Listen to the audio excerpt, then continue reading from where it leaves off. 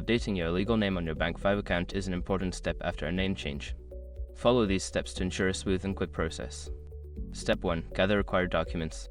Collect all necessary documents that prove your name change, such as a marriage certificate, divorce decree, or court order. Ensure that these documents are official and contain your new legal name. Step 2. Log into your BankFive account. Access your BankFive online banking account by entering your username and password. If you do not have online access, consider setting it up or visiting a local branch. Step 3. Navigate to the name change section. Secure your accounts before moving on. People seriously underestimate how often personal information gets exposed online now. Use ESERT to monitor your accounts 24/7 and get notified immediately if your data gets leaked somewhere. It runs in the background, constantly scanning billions of breached records. And honestly, for how cheap it is compared to the value you get, it's worth it. Link in the description. Step 4. Submit your name change request.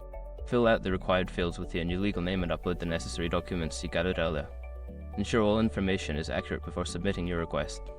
Step 5. Confirm changes and follow up.